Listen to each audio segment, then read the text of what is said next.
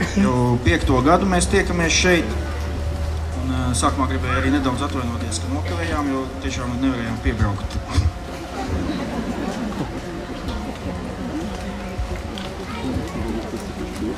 Šogad programmā mums tātad paredzēts ir vairākas daļas. Un, kā jūs jau visi redzējāt, pie mums šogad arī ciemos ir atbraukusi prezidenta Vaira Vīķa Freibergas kundze, ar vīru Imantu, tikko no Ķīnas,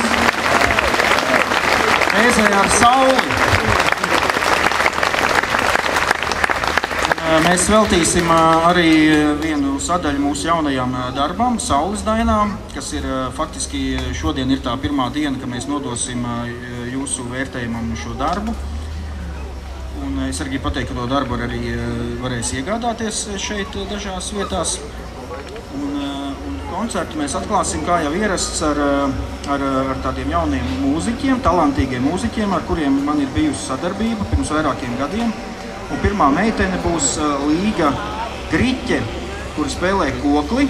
Un tad, kad es uzrunāju Līgu, tad Līga man atzinās, ka viņa patiesībā, es to biju piemirsis, nebija ievērojis, ka Līga spēlē kokli ierakstā, kuru mēs savukārt prezentējām pirmajā Tiguļkalni koncertā, un ieraksts saucās Islands. Un toreiz tā bija mūzika kopā ar īslandiešu dziedātāju un ar dziedātāju no Gotlandes.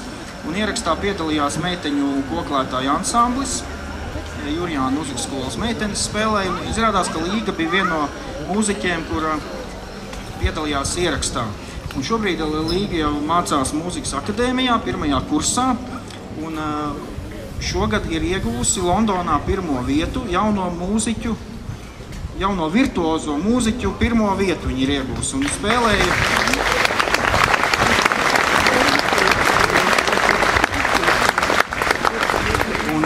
Līga pirms mēneša nepilna spēlēja Londonā Alberta Hallā kokli. Un man tāds jautājums, vai varbūt, ka tas ir pirmais gadījums pasaules vēsturē, ka, teiksim, Londonā tādā koncerta zālē skanēja kokla no Latvijas? Jā, tā noteikti pirmā reize. Redzējiet, kāds vēsturisks gadījums. Un paldies arī Līgai par to virtuozo spēlēšanu. Un mēs dzirdēsim, tātad pastāst varbūt nedaudz par pirmo skaņdarbu. Pirmais skaņdarbs būs Deboras Hensonas Konantas Baroka Flamenko, kuras spēlē arī Alberta Hallā. Okay. Un tad divi skaņdarbi būs tie raksti, kurus mēs tātad ierakstījām pirms 5 gadiem. Un Līga pavadīs arī Staņislavs Judins, un kā es viņu saucu, Stasis. Un ar Stasis bija arī spēlēja kontrabasu pirmajā Tiguļkalna koncertā. Un Stasis ir ventspilnieks, un es arī esmu mācījies Ventspilī un mācījos klavieres pie Staša mammas. Tas mums arī tā draudzība mūža garumā. Nu tad klausāmies.